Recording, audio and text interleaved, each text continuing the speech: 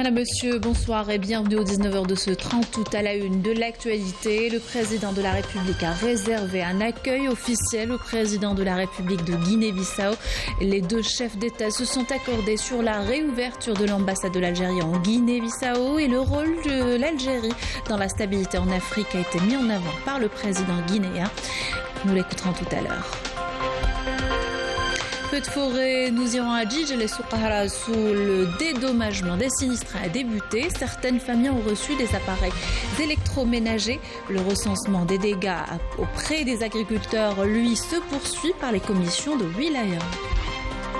Les aéroports du pays connaissent une dynamique après le renforcement du programme des vols d'Air Algérie, une grande affluence accompagnée de facilitations douanières, des procédures simplifiées et organisation par ordre de priorité à l'aéroport et le port d'Alger. Ce sera le dossier de notre édition. Et l'activité au niveau des pêcheries désormais enregistrées et numérisée, une plateforme dédiée a vu le jour. Le but, avoir une meilleure régulation du secteur. Reportage à la pêcherie d'Alger.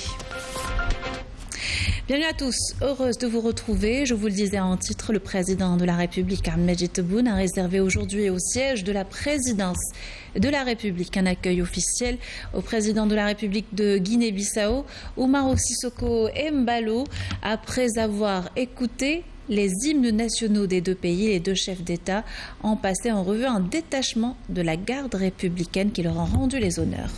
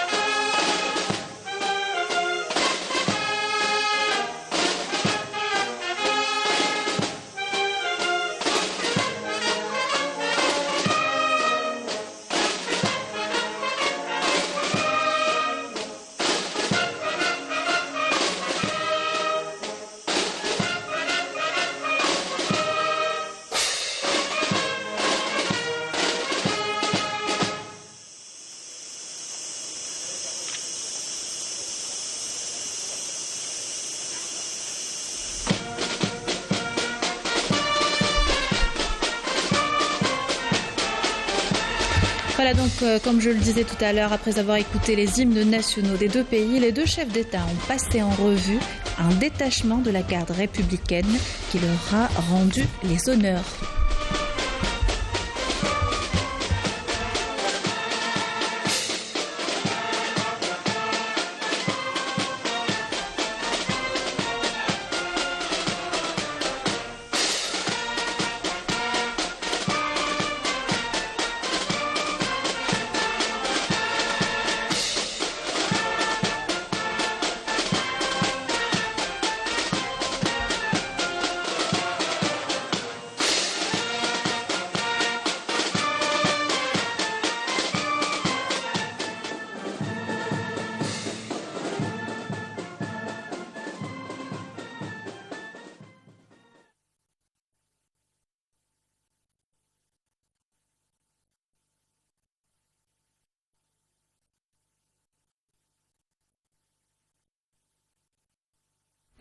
Et le président de la République s'est entretenu au siège de la présidence de la République en tête-à-tête avec le président de la République de Guinée-Bissau.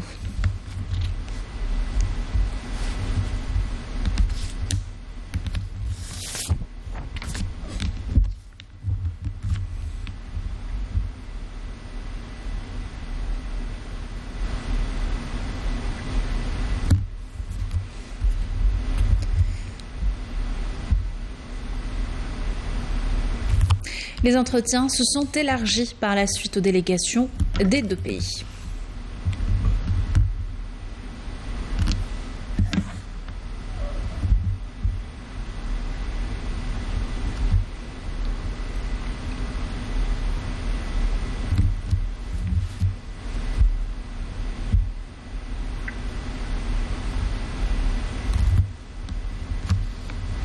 Et lors d'une conférence de presse conjointe avec le président de la République de Guinée-Bissau, le président de la République a insisté sur la relance des relations entre l'Algérie et la Guinée-Bissau et a annoncé à l'occasion l'ouverture de l'ambassade de l'Algérie en République de Guinée-Bissau. On l'écoute.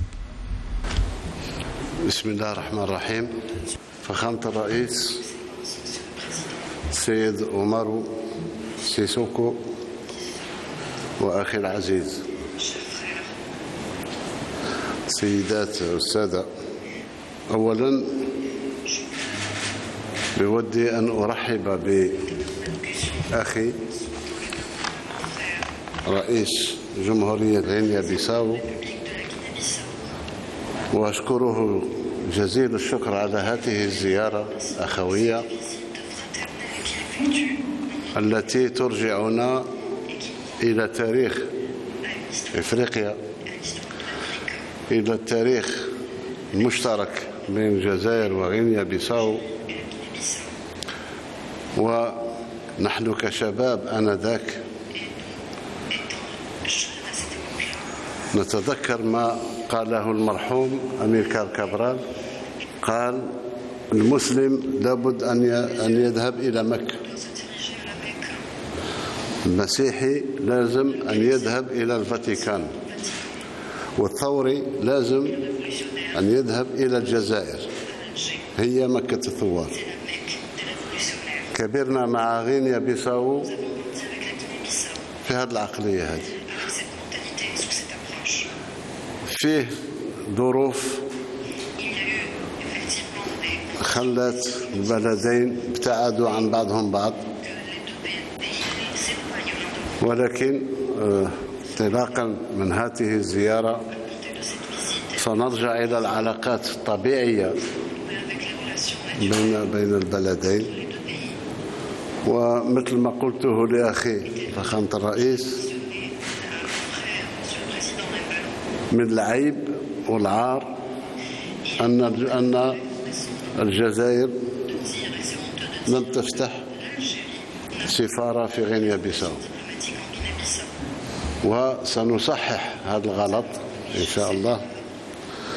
ولا أطيل عليك فخامة الرئيس، أتمنى مثل ما اتفقنا أن تقوموا بزيارة دولة في أقرب وقت، وسنعيد مياه إلى مجاريها بين البلدين حينها. شكرا على الزيارة وألف مرحبا لك وبالوفد المرافق لك. Le président de la Guinée-Bissau a pour sa part salué le rôle pivot de l'Algérie dans la sauvegarde de la paix et la stabilité en Afrique en général, dans la région en particulier. Je vous invite à l'écouter. Shukran, Saïd Raïs. Tous mes remerciements d'abord pour l'accueil chaleureux et fraternel d'un peuple frère et ami de la Guinée-Bissau, et pour l'opportunité d'hommage aux martyrs de la révolution algérienne. Et je désire aussi présenter mes condoléances pour le fait gens qui étaient morts par l'incendie, et désire de consolider des relations d'amitié et de coopération et rôle de l'Algérie dans la construction de la unité africaine. Édification de la paix, de lutte contre le terrorisme. Monsieur le Président, c'est vrai que nous sommes des peuples frères. À un certain moment, on cherchait nos frères algériens, on ne les trouvait pas. Mais je suis très touché pour un homme panafricaniste que j'ai en face de moi aujourd'hui. Et ça, c'est une nouvelle étape de nos relations entre la Guinée-Bissau et l'Algérie, qui étaient d'ailleurs des relations traditionnelles. Vous avez cité notre leader, Amilcar Cabral. Qu'est-ce qu'il disait? Et je suis sûr et certain, on va reprendre nos relations telles qu'il était le temps d'Amilcar Cabral. Et là où il sera, comme ça il pouvait nous pardonner pour dire vraiment, ça c'est un retrouvaille des frères. Et je suis très content de savoir que cette année, voilà les réouvertures de l'ambassade d'Algérie en Guinée-Bissau. Là, c'est les retrouvailles des frères. Et je remercie le président Tebboune pour cette solidarité fraternelle que vous m'avez montré, que vous avez reçue en frère. Et c'est sûr et certain, j'accepte de faire une visite d'État cette année. On compte beaucoup sur le rôle de l'Algérie dans le concert des nations. On a l'Union africaine, on a des Nations unies, et vous êtes voisins des pays qui font partie de la CEDEAO, qui sont confrontés aujourd'hui avec l'instabilité politique et les situations de djihadisme aussi. Tout ça, on pense que l'Algérie est indispensable pour jouer un rôle clé dans la stabilisation du Mali, par exemple. Et on compte beaucoup vraiment sur votre diplomatie et votre sagesse. Merci beaucoup, Khoya.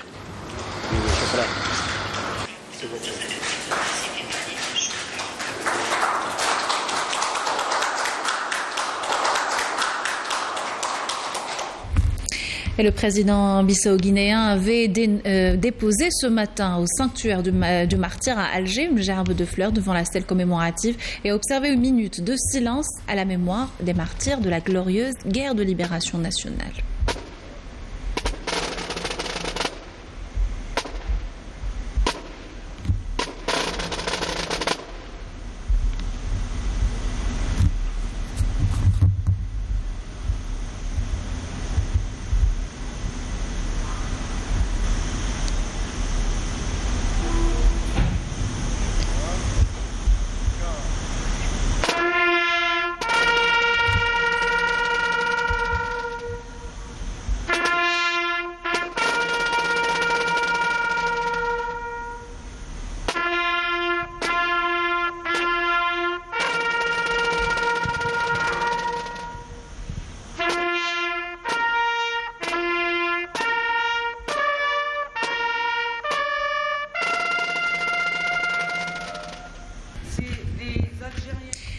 Et accompagné du ministre des Affaires étrangères, il s'est rendu par la suite au musée national du Moudjahid où des explications détaillées lui ont été fournies sur les différentes étapes ayant marqué l'histoire de l'Algérie, notamment son combat pour le recouvrement de sa souveraineté nationale. Le président de Guinée-Bissau a reçu également des présents symboliques avant de contempler la belle vue sur la baie d'Alger. Et le président bissau-guinéen Umaro Sissoko Embalo a effectué cet après-midi une visite à Jama al-Jazair à Alger. Le président bissau-guinéen a écouté des explications sur cet édifice religieux, culturel et civilisationnel.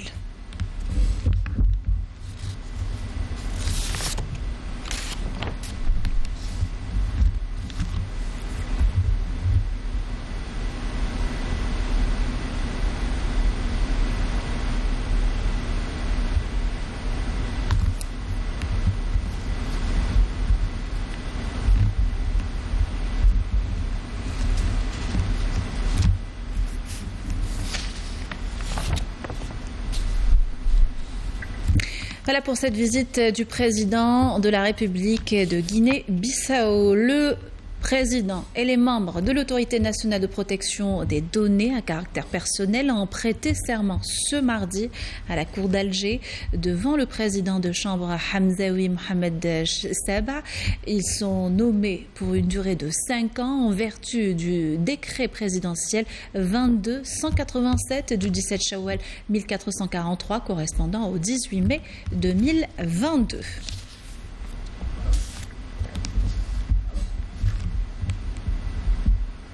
Dans l'actualité, le recensement des dégâts se poursuit à Souqa Haras, notamment pour ce qui est des agriculteurs. Par ailleurs, le dédommagement des sinistrés a débuté au grand bonheur des familles touchées par les feux. Le point avec Nakhla Al-Arabi. L'opération d'indemnisation des sinistrés des incendies de Souqa Haras a commencé. C'est le cas de la famille Ahmed Ben Atiya, habitant le quartier de Mechtat Lebouira, bien contente de se voir livrer des appareils électroménagers en remplacement de ceux perdus. Une commission technique est venue ici et a procédé à l'évaluation de tous les dégâts occasionnés lors des incendies. L'État veille au grain, tout a été remplacé, des meubles et jusqu'à la vaisselle en passant par l'électroménager. On attend le relogement et cela ne va pas tarder. Idem pour cette autre famille sinistrée qui s'est vue aussi livrer de nouveaux équipements domestiques. On nous a livré un réfrigérateur, un téléviseur et une cuisinière. On a même reçu des denrées alimentaires.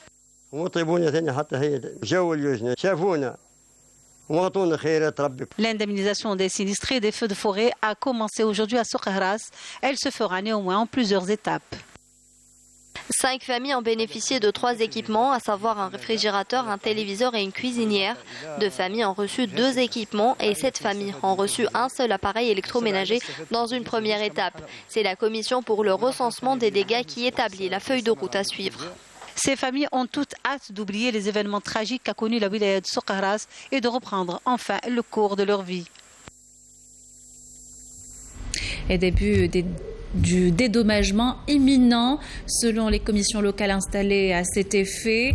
Celle-ci achève bientôt l'opération de recensement à Djedjel, nous dit Abdrahim Chamaouni. Commentaire de Yamina Saïdji. Des serres, des hangars et du matériel agricole parti en fumée, des vergers entiers et des ruches calcinées. Nous sommes à Djedjel où la totalité des dégâts causés par les derniers feux qu'a connu la région ont été recensés avant l'indemnisation des agriculteurs. Les oliviers ont été complètement endommagés. Les abeilles ont disparu, Dieu merci, les autorités locales ont été là. D'ailleurs, le recensement des parcelles détruites par le feu a été fait pour le dédommagement des sinistrés. Mon poulailler a été détruit ainsi que mes oliviers. Heureusement que les autorités concernées sont venues pour évaluer l'étendue des dégâts en prévision du dédommagement de toutes les victimes de ces incendies. Il y a eu beaucoup de victimes, des familles qui ont perdu leur maison, des agriculteurs qui ont perdu leur récolte, beaucoup d'animaux sont morts aussi. L'État assure le dédommagement de toutes les victimes et ce, le plus tôt possible. Aujourd'hui, le but est de réhabiliter toutes les exploitations agricoles. Toutes les mesures nécessaires ont été prises. Le processus d'indemnisation des familles sinistrées est en cours. L'objectif est de permettre à toutes les victimes de retrouver une vie sociale et économique. Dans l'actualité, le programme de vol d'Air Algérie renforcé, pas moins de 80 nouveaux vols ajoutés, ce qui crée une nouvelle dynamique dans les aéroports du pays. Exemple ce soir à l'aéroport international Houari Boumediene, le point avec Yamina Saïdji. Nouvelle desserte, réouverture de lignes aériennes et reprogrammation. Le planning de la compagnie Air Algérie s'annonce chargé, un programme qui répond à une réelle demande des voyageurs. Dernièrement, سمعنا في l'annonce, on dit de vacances depuis 3 سنين et كان البي غالي بزاف inaccessible. Plus il y aura de vols, plus le prix des billets baissera. Cela va permettre de booster l'économie nationale.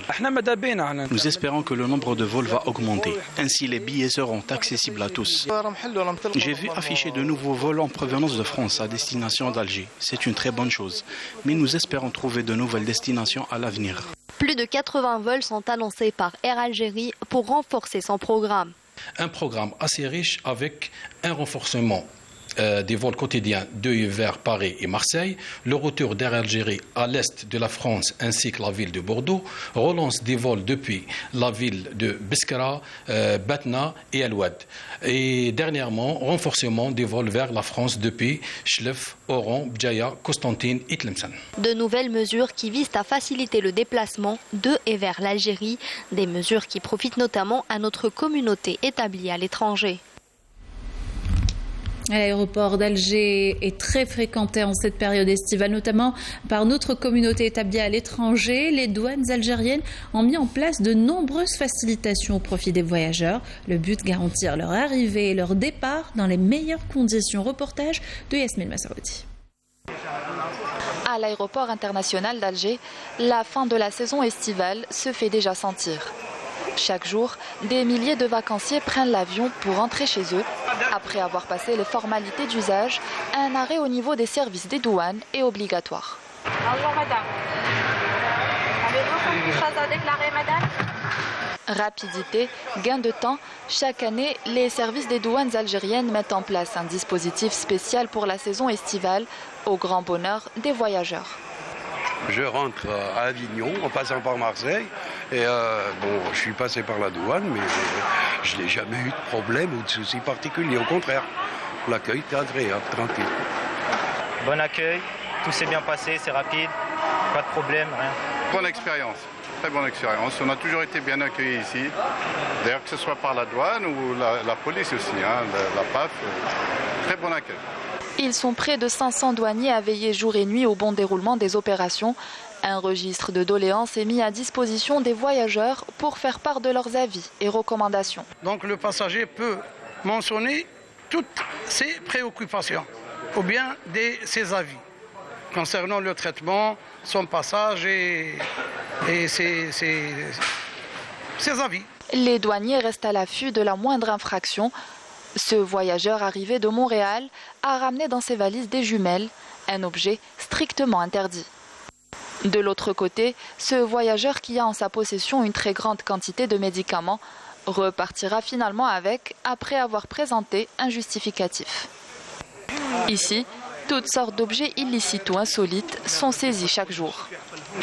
Nous avons un douanier au scanner hors salle avec un policier. Donc tous les bagages suspects, il les signale. Une fois le bagage signalé, arrivé à la banquette, on va automatiquement le visiter. S'il s'agit d'un matériel sensible, soumis à autorisation, comme par exemple les paires de jumelles, on va les mettre en dépôt. Sinon, s'il s'agit de prohibitions, là, on va appliquer la réglementation en vigueur et on va présenter le prévenu. Tout est donc mis en place pour faciliter la vie aux voyageurs. Un numéro vert est même mis à leur disposition pour toute réclamation ou information. Facilitation également au niveau des ports du pays. Les voyageurs bénéficient depuis le début de l'été de procédures simplifiées. Les services des douanes organisent embarquement et débarquement par ordre de priorité. Reportage de Naïm Aloualish. Que ce soit pour les passagers simples ou avec véhicule, les voyageurs qui arrivent à Alger ou partent depuis Alger rencontrent désormais un dispositif très allégé au port de la capitale. Celui-ci leur permet d'embarquer ou de débarquer dans les meilleures conditions. On vient d'arriver de Marseille, destination Alger. Alhamdoulilah, on est bien arrivé, l'accueil est bien. Niveau police, la part, alhamdoulilah, c'était bien passé en 2-2. Pour avoir le billet, toujours blocage de deux systèmes. Genre on vient, il n'y a pas de place, toujours il n'y a pas de place. On aimerait bien de débloquer des places. Je vais embarquer à Marseille. Je suis sur Alger, donc je suis venue de Paris. J'ai resté 15 jours à Mostaganem. Et là, j'ai pris le retour par bateau, par Alger. Et je suis très contente parce que les choses ils sont très faciles. Ils ont beaucoup de respect pour les femmes d'abord et pour les gens qui ont des enfants. Et ça, pour moi, c'était très important. Les procédures, elles sont très simples en fait. On est rentré, on a donné nos billets, j'ai récupéré mes billets. Voilà, tout se passe très bien. Et à Marseille, pareil, on est venu en fait de Marseille. Les choses, elles sont vraiment très simples. On est très contents. L'administration des douanes a imposé des mesures de facilitation au profit des personnes âgées, des handicapés et des familles. À la faveur de la saison estivale qui tire à sa fin, le port d'Alger reçoit un flot impressionnant de voyageurs de retour à leur pays d'émigration. On a fait 2 mois de vacances à Borges, on a été pour la famille, donc on a profité des vacances scolaires et ça s'est super bien passé. Et là, c'est retour à la maison et puis c'est un peu triste. Alors voilà, on va à Marseille, on n'a pas eu de soucis cette année, ça s'est bien passé. La fin des vacances, on est triste de rentrer en France. C'est retour au boulot, on a passé la douane cette fois-ci, elle était très bien la douane cette fois-ci.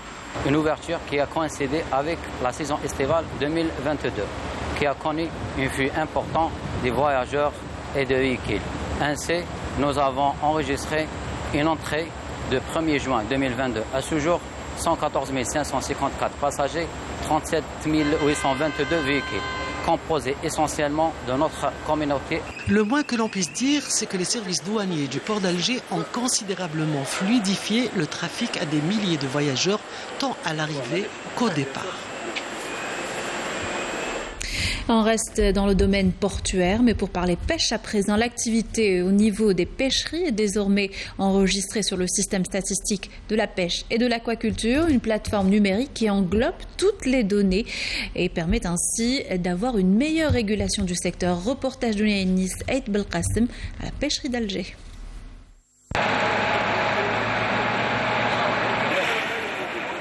Il est 4 heures du matin, les pêcheurs arrivent à bon port. Toutes sortes de poissons sont étalés, particulièrement la sardine. Ça va, il y a ça. La pêche est bonne ces jours-ci. Les plus petites embarcations rentrent avec 40 caisses minimum et pour les autres, ça peut aller jusqu'à 100 voire 200 caisses. Pour la variété, c'est plus de la sardine. Qui attire les particuliers et les commerçants détaillants. Une file de véhicules et de camions frigorifiques sont déjà stationnés. Les prix sont accessibles pour les petites et moyennes bourses et puis les acheteurs viennent marchander. Nous sommes ici à partir de 4 heures du matin pour acheter quelques caisses de sardines.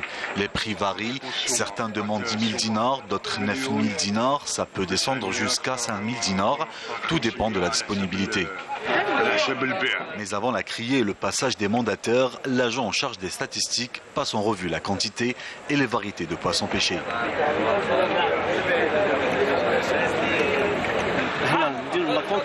Je note l'heure de leur arrivée, le nombre de l'équipage, la taille de chaque embarcation, ainsi que la quantité de poissons pêchés.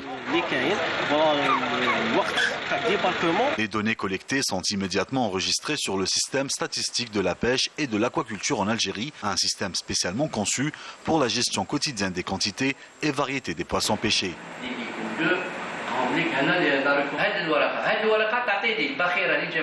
Une fois que je reçois la fiche de collecte, je peux avoir le nombre d'embarcations et la variété de poissons, qu'ils soient blancs, bleus ou les crustacés. Toutes ces données servent à alimenter la base de données du ministère ainsi que toutes les stations qui sont reliées au logiciel pour être consolidées. Actuellement, nous avons 3 stations. La 4e station se trouve à Raïs Hamidou et sera prochainement mise en service. La production totale de cette semaine a été de 43 tonnes. La production totale, elle dit 43 tonnes. Ce logiciel vise à assurer une meilleure fiabilité des données collectées sur les captures halieutiques, une opération qui se fait chaque jour, permettant ainsi de définir les quantités de poissons pêchés, de réguler les prix sur les marchés et d'assurer ainsi la gestion rationnelle et durable de la ressource halieutique. Solidarité avec la Mauritanie, le Croissant Rouge algérien a envoyé 70 tonnes d'aide humanitaire constituées de denrées alimentaires, de matelas, de tentes et de pompes à eau. La cargaison a été acheminée via 2 avions militaires des forces aériennes algériennes. Cet envoi a pour but de soutenir la Mauritanie face aux inondations que le pays connaît ces derniers jours. Et ces aides entrent dans le cadre des relations fraternelles et le soutien constant de l'État algérien à la Mauritanie, selon la présidente du CRA, Ibtissam Hamlaoui. Le monde commémore la journée internationale des victimes de disparitions forcées, chose répandue au Maroc selon le comité de coordination des familles et des disparus au Maroc. Des pratiques que le Marzen perpétue au Sahara occidental et où les droits des Sahraouis sont bafoués quotidiennement malgré moult appels dénonçant crimes et impunité. L'impunité dont jouissent leurs auteurs. Selon les chiffres de la Commission nationale sahraoui des droits de l'homme, plus de 400 cas de victimes, plutôt de civils disparus dont le sort est inconnu, ont été recensés à ce jour au Sahara occidental. Voilà, c'était là la dernière information de notre journal. Merci de l'avoir suivi. Excellente soirée sur Canal Algérie.